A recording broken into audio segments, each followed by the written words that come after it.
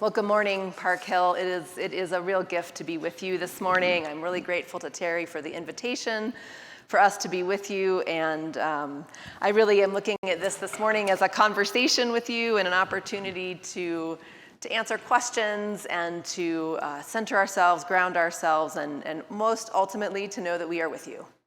As your conference, as your church, as the wider church, we walk with you and we are here with you. So if nothing else, I hope that is what we share today. But our scripture this morning comes from the letter of Paul to the Philippians. Paul is in prison and he is writing to the church, encouraging them to stay encouraged in faith. He is encouraging them to remain humble, to remain unified. And so it just feels like so many of the letters to the churches in this early formation period, messages that are still useful for us today. So from the letter to the Philippians, do not worry about anything, but in everything by prayer and supplication with thanksgiving, let your requests be made known to God. And the peace of God, which surpasses all understanding, will guard your hearts and your minds in Christ Jesus. Finally, beloved, whatever is true, whatever is honorable, whatever is just, whatever is pure, whatever is pleasing, whatever is commendable, if there is any excellence, if there is anything worthy of praise, think about these things. Keep on doing the things that you have learned and received and heard and seen in me, and the God of peace will be with you. So as Terry shared, my name is Erin Gilmore. I am one of your associate conference ministers of the Rocky Mountain Conference, and I am grateful to be with you this morning and bringing greetings on behalf of the wider church, our over 70 congregations, our 5 associations, and over 10,000 members across Colorado, Utah, and Wyoming. When Terry sent the email, as she said, I said, yeah, today's going to be a hard day. Today is the first day, the first Sunday that David is not here. I already miss David. I obviously did not know him as you did, but he was not my pastor, but he was a gem of a colleague. He brought wisdom, he brought courage to conversations, clarity to our conference, and to the Metro Denver Association. In the last year and a half, as we have been wandering through this strange land of COVID, I could always turn to David to hear, what are we supposed to be doing now? And sometimes he's like, I don't know. And sometimes he, I come here, I've heard about what he has done, saying, it's time for a whole new church. He leaned in. So I miss him. His absence will be felt, no doubt, in this church and in our conference. So I can imagine for me, knowing how much I miss him as a colleague, how much more it might be true for you for whom David was your pastor. After 14 years of ministry here, David might be the only one you've known as a pastor. He may be the one that brought you here. He may be the one that married you or baptized your children or buried your loved ones. And so if you are sad, that is okay. If you are mad that he left, it is okay. It is okay not to be fine today. Because pastoral transitions are just hard. Even when they are, it's a good transition and it's a good leaving, it is still a hard thing. And especially, I think, when the pastor was beloved. So I'm grateful to be able to be here because when we are grieving, when we are going through loss, when we are going through transition, it is just helpful to be reminded that we are not alone. I, along with Sue and Anthony, along with your sister churches and the Metro Denver Association, we care about you and we care about this church. We care about the ministry that you do together. And so we are here to accompany you in this time of transition. As I've said, David is an amazing pastor. But here's also what I want you to hear this morning. You are an amazing church. You are an amazing church. When I am talking to other associate conference ministers across the wider church, across the national UCC, and we're talking to each other about where we're seeing vitality, I talk about Park Hill. You may not know this, but I talk about Park Hill. I talk about the ministry that is happening here. I talk about the innovation that you're willing to lean into. I talk about the movements for justice that you're committed to. There is life-giving ministry happening here. And yes, it takes a visionary leader to help make that happen, but it is not the pastor alone that makes a church. And so I don't want you to forget how essential the congregation is. This ministry is the church's. And it is because of your faith and your courage and your commitment and your generosity, your willingness, that there is a vibrant, life-giving ministry here in the neighborhood of Park Hill. You are a gem in this conference, truly. You are a gem in the Rocky Mountain Conference. And so I am here today in hopes that I can help lay out the process from where you are today to where you are going to be with a new settled pastor. I'm here to answer questions. I want to open up actually a time, if there are some questions that you have, to be able to answer them to the best of my ability. If I don't have the answer, I will be working with your governance team, Anthony as well, and we will be sure to get the answers to you if I'm not exactly sure what they are. So one thing I want to do is just offer this time of question and answer, and then I want to close with just some touchstones, some maybe mantras to carry with you through this time of transition.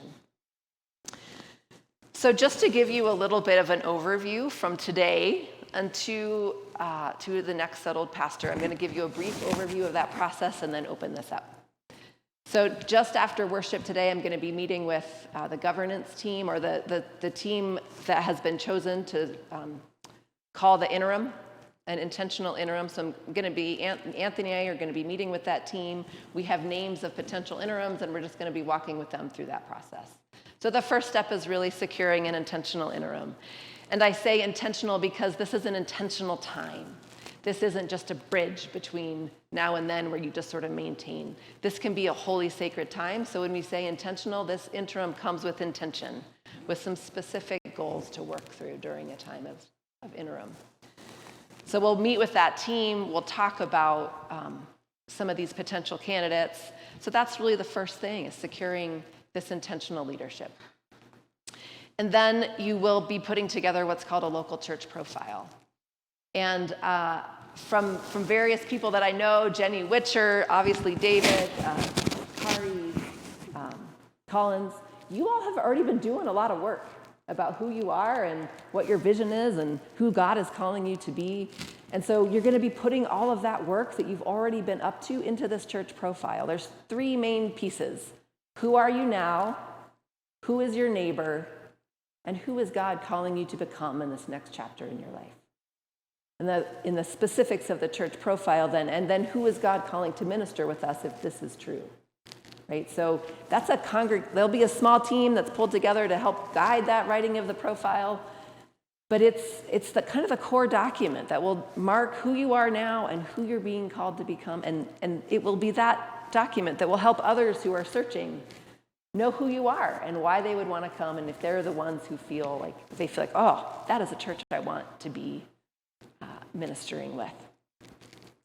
So after the church profile is finished, then we put that up on what's a national opportunity site, and so clergy that are searching can look and see all the churches that are searching, and then you form a search committee.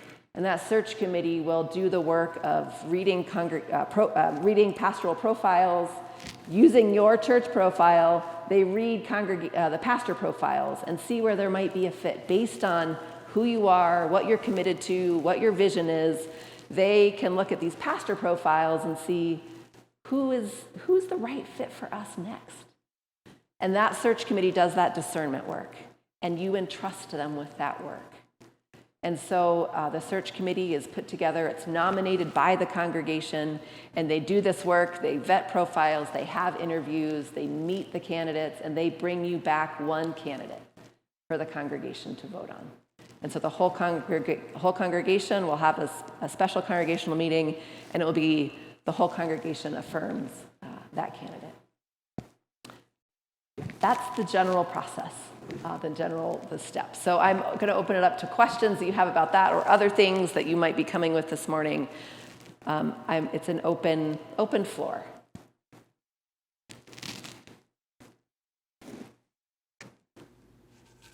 Yeah.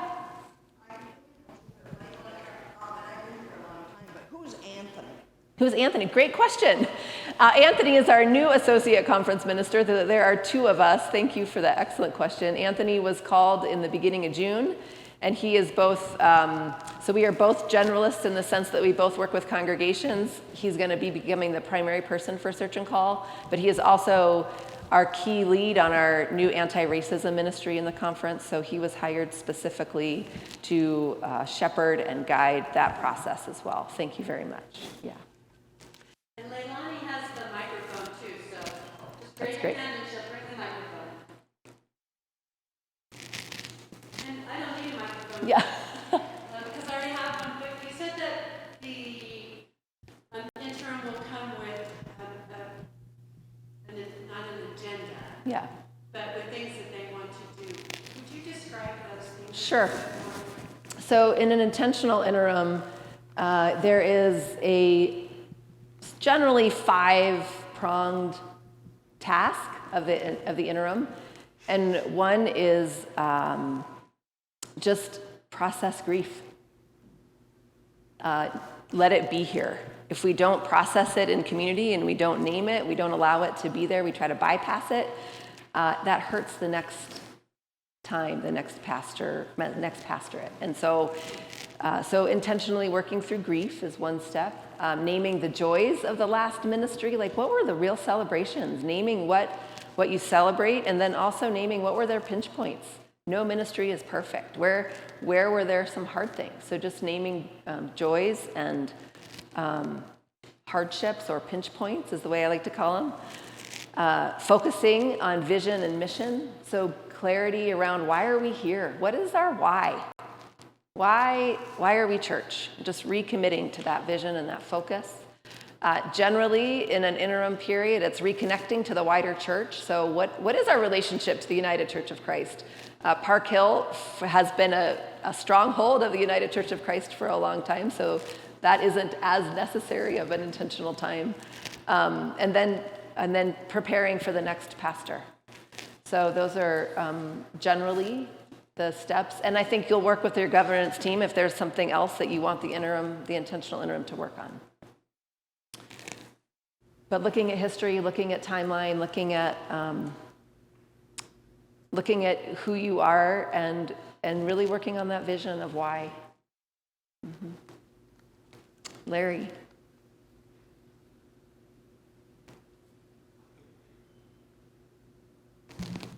Is it on? Yeah, it is. Erin, we have today a child in the church. We have a visitor with existing members, and we have a new person moved into the neighborhood that is here for the first time. How do we include those voices when it's often the older existing voices? How do we get those voices in thinking about interims and thinking about settled ministers? Excellent question. One of the parts of the profile in that section of who is our neighbor or who are we called to serve, often an interim will even do like focus groups. Like really, if you want to know not just how to serve the people who are already here, but how to serve and make yourself accessible to the people who are looking for you, being really like talks about neighborhood walks, talks about neighborhood roundtables, having specific time where children are interviewed. You know, what makes you excited to come to church, or asking the folks who are new, asking the people who are here, why did you come today, and what would keep you here? Like what are you looking for? And oftentimes, my experience is that the insight is pretty profound when we can listen. So I would say, whenever you want to create greater health, change who's at the table, right? Bring different voices to the table, and it will shift if you allow those voices to be there. Great question, Larry. Thank you.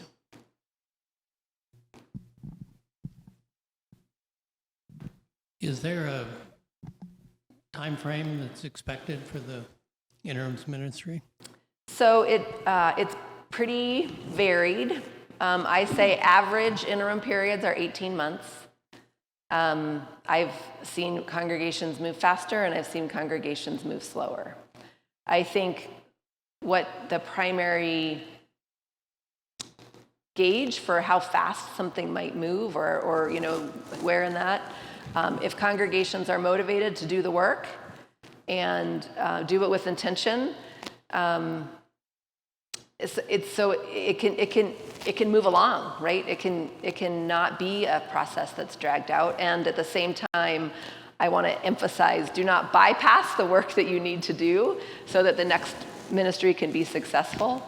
The more clarity there is around who you are and why you're here and what you seek to do in the world, right? The easier that profile is. And so in terms of the congregational side, the motivated congregations, like eager to work, committed to doing the meetings, people showing up, that profile writing process can move pretty smoothly and quickly, right? And you've already done some of that work, I would say, from sitting from the outside. On the other side, on the pastoral search side, so this is what's been pretty varied and unpredictable since COVID. So I have some churches that have been searching for longer than we would expect, just because people aren't moving as much. That said, Park Hill, I think, will be a sought-after congregation. You're in Metro Denver, you're a vibrant congregation, you really uphold much of the, I would just say, the UCC values. And so our clergy who are coming into the United Church of Christ are looking for churches like you. I will just be honest. So I don't think there will be a huge lapse in candidates coming and putting their name in here. And it's just been a little more unpredictable in terms of when the right candidate shows up. I would just put it that way. And this is getting a little bit into details, but I was saying to the governance team, just in general, since I started 4 years ago in 2017, the number of profiles that churches are receiving overall are just down.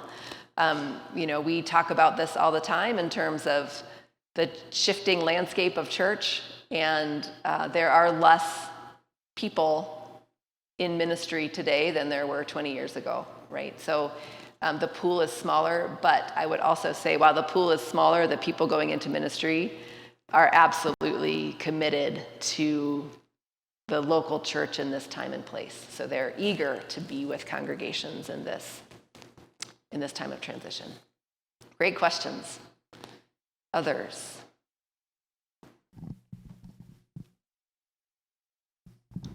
I was confused when you talked about exactly who draws up the profile. Thank you. So it is a little bit of a choice. So traditionally, a search committee would be formed and they would do it all. Write the profile and do the search.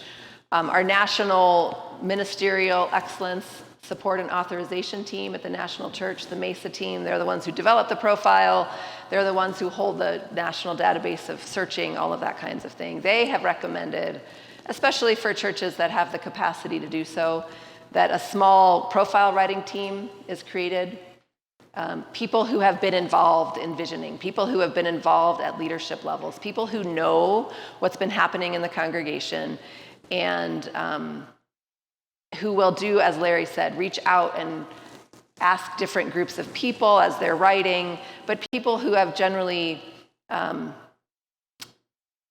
been involved in the direction and where the church is in this moment. So a small team that is writing that is getting input from all of the different corners of the church, all of the different people that you want to hear from, if that makes sense. So my recommendation is that it's two separate teams, and part of the MESA's recommendation for that is that by the time the search committee has finished writing a profile, they're exhausted and have to do this now next step of searching for clergy. So they've said the recommendation is to separate those two tasks and have a group that is writing and then a group that is searching. In the churches that I've done this with recently, there has been one person that was on the profile writing committee that also served on the search committee, just to create some fluidity between the two, or connection between the two. Did that answer your question? Okay. And if there are questions from people that are online today, you can add them to the chat features on Zoom or Facebook, and we will read those out loud as well. Your comments about the profile identifying who we are ring certain thing to me as an older member. I'm wondering who we are. We went through this year of Zoom, and we had great attendance, Facebook and Zoom, and we've been back in the sanctuary since late July. Maybe 15 or 20 of us for most of August. And now school's back, people are done with vacations, and we haven't grown this membership here. And so it raises the question, after the Zoom experience and the whole last year, who are we and how committed are we as members? Yeah. You are not alone in that question. Most congregations in our conference are where you are, in that sense of people aren't returning to in-person in the ways that we might hope for beginning of the school year. I think this is brand new territory for us as church. So I think that is a really poignant question of who are we now? And what I can say, again, this is me from the outside, what I know is that you're committed, at least through what I've been listening to about Park Hill, to being more than an in-person congregation. That there's an ongoing commitment to being hybrid, to being, you will have an online presence and you will have an in-person presence. And that is new territory for what does that mean? What does it mean to be church? Where is church happening? If it's not just happening on Sunday, it's not just happening together. These are big questions. These are big questions. And so all I can say is we're asking the same ones with you. Other congregations are asking the same things with you. This is part of why I think it's important to stay connected to the wider church, to be in conversation with others. What are you finding? What are you discovering? But what it means to be a local church is changing, and how we understand church is changing. I still think there is great commitment and need and purpose for the church, and I just think we have to lean into those questions. I wish I had an answer on that one, but I think your question is brilliant, and I think the questions that we ask guide where we go. So, good question.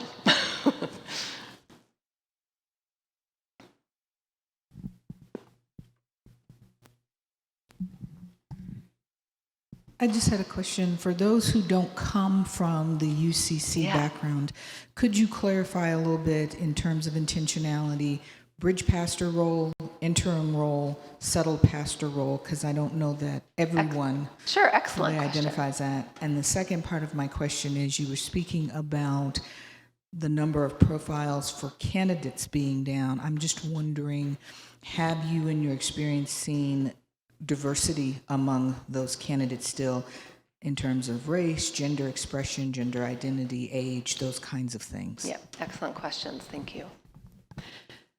So a bridge pastor we name as someone who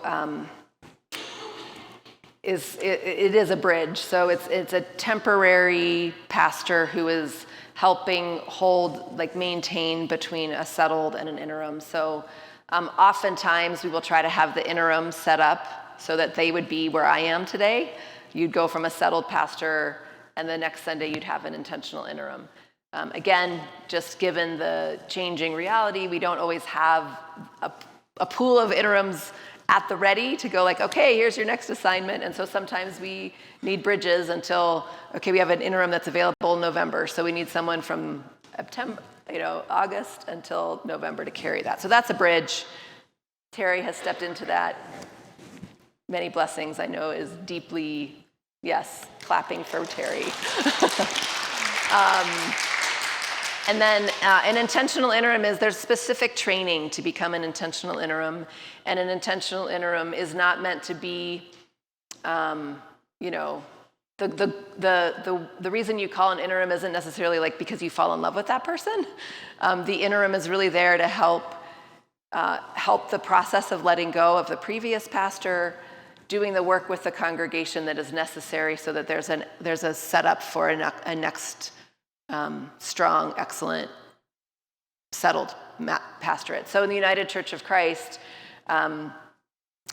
we don't have bishops that place people or move people. It's up to the congregation and up to the pastor. And so a pastor can be in a congregation in a settled time for as long as the congregation and the pastor want it to be, right? So as long as there's a strong ministry, mutual desire to be in there, to be in ministry together, that settled period can last for whatever time frame. And so many denominations have done this, but instead of going straight from a settled to another settled, partly because a congregation is searching, you don't know when that pastor is leaving. We need this liminal space, this time to be able, like, for a search to take place, and often a search can't be completed. If David announced when he was leaving in July, it'd be really, really, really unlikely for a pastor to be able to say goodbye to their previous church, be here by this time. So just the way our process is, we've developed a need an interim, and so rather than just it being sort of a pulpit supply and maintaining, it become an opportunity to really take that time to do some intentional work. Does that help with okay, great question. In terms of diversity of candidates, when I get an email probably once a week of this profile is made available for circulation in your conference, and I'm seeing more racial diversity than I ever have, gender diversity, age diversity. I mean, I feel like it's really expanded and continuing to expand in terms of multiple diversities present in our pool, which is really exciting. I think it's excellent to see, and all of that diverse expression is looking for churches that are going to welcome that expression, that diversity. So I think that's why I say you'll be a strong, attractive church.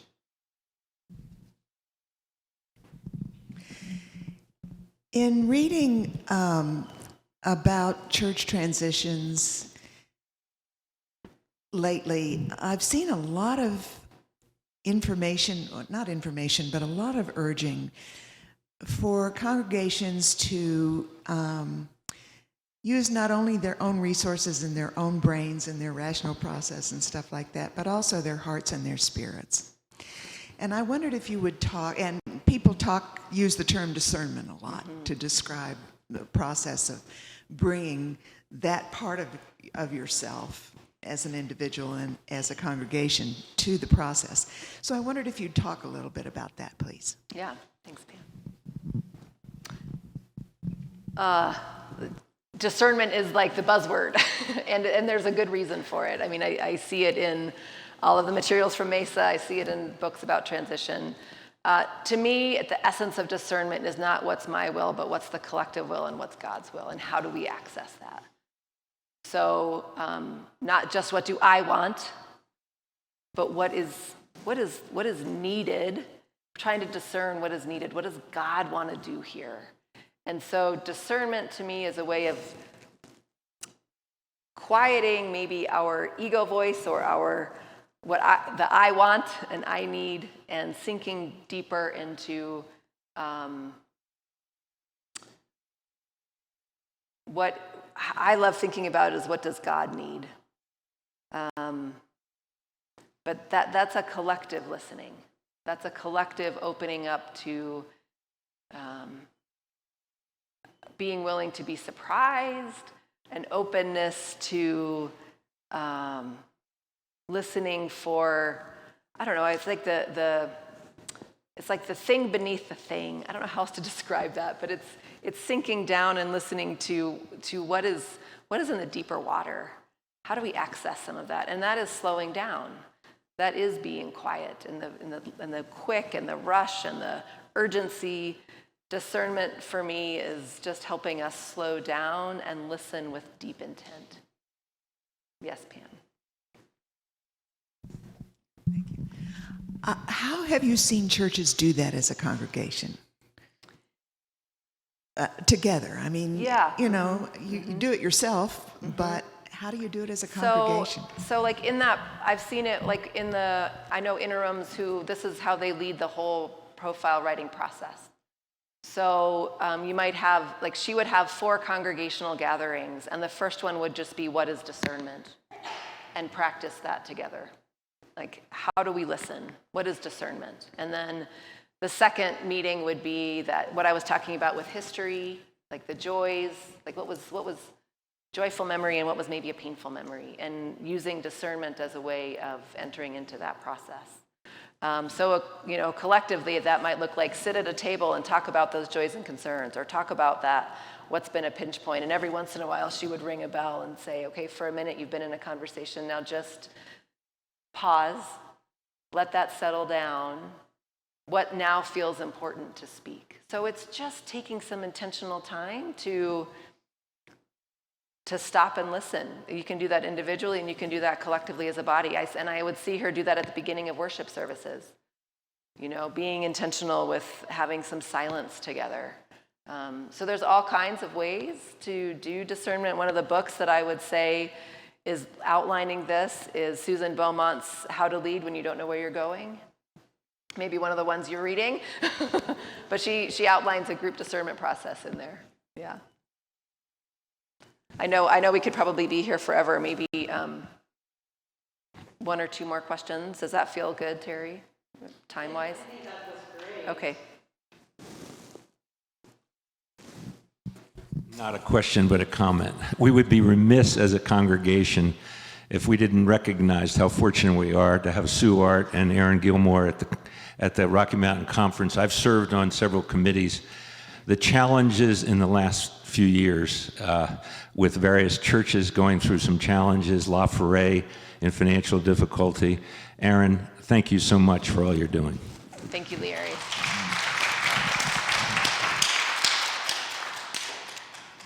Yeah, back in the back.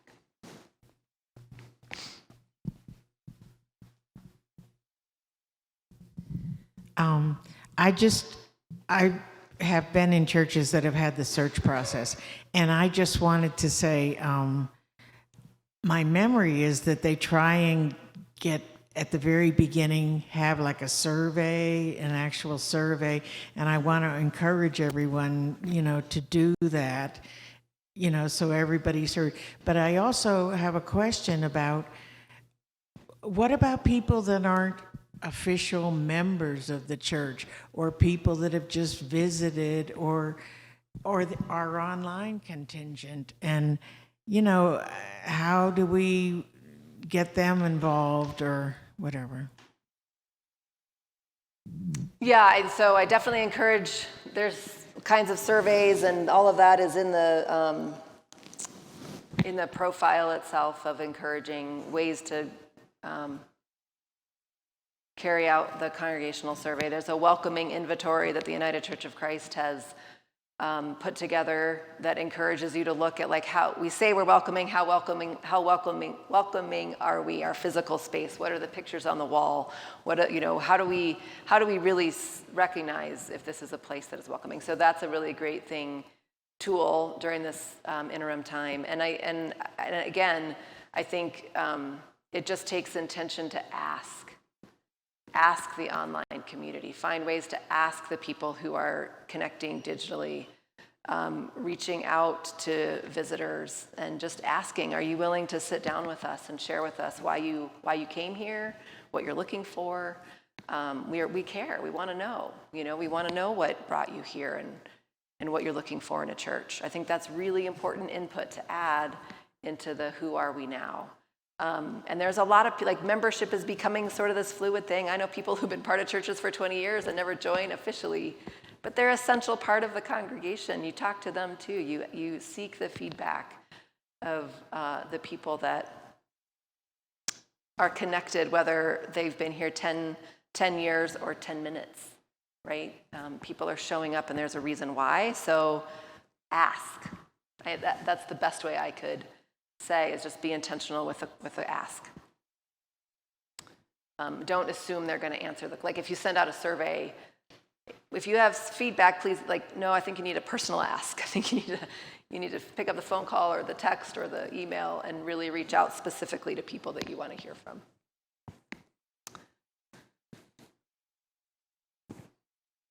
So I will just close. These have been such excellent questions. I hope it helps ease a little bit of what's next, and know that more questions will come, and we are here accompanying you all along this process. We'll work with the profile writing committee, we'll work with the search committee, and as people have questions, we are here.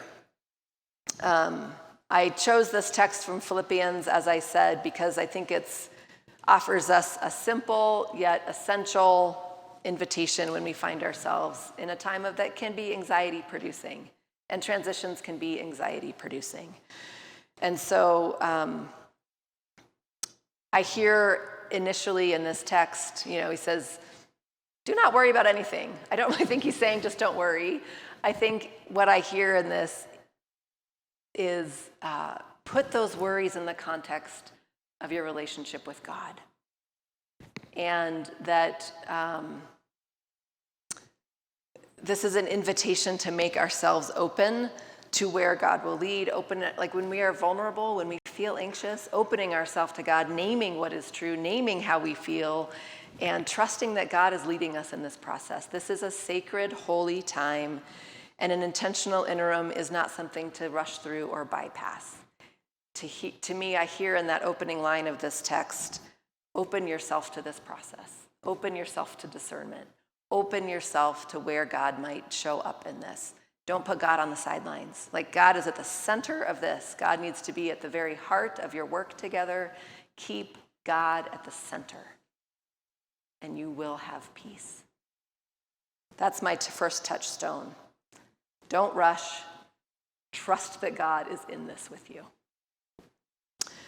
In that next piece, whatever is true, whatever is honorable, whatever is just, whatever is pure, whatever is pleasing, whatever is commendable, whatever, if there's any excellence, if there's anything worthy of praise, think about these things.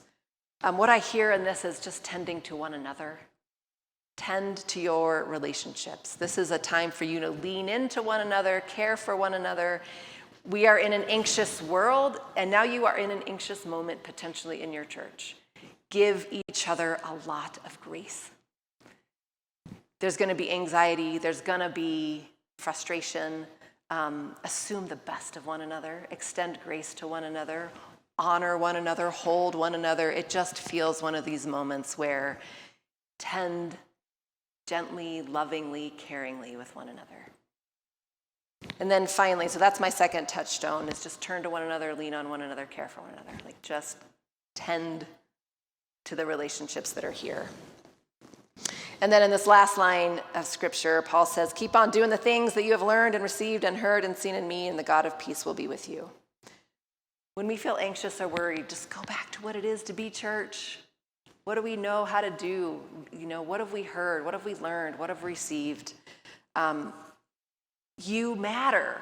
You are needed, right? Not just because of those of you who have show up, like, you matter in the Park Hill neighborhood. You matter in the wider world. You are an island of sanity that is needed in the world. So in these times of anxiety and anxiousness, remember why you are here.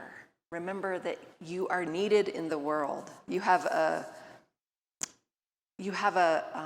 portion of the work that God is seeking to do in the world. And so I guess the best way I could say it is, like, continue to be the church, continue to serve. As Jeremy's message was great, right? Just Continue to serve. Continue to be a blessing in this neighborhood. So keep God at the center, care for one another, and be the church. I know that sounds super simple, but it feels super essential in these days. And know that you are not alone. Know that I have no doubt that God has incredible plans for you, that you have an extraordinary ministry ahead of you, and the necessary steps to getting there will happen in the time they need. So blessings, Park Hill. You are a gem, and you are seen and loved, and I am so appreciative of the ministry that happens here. Amen.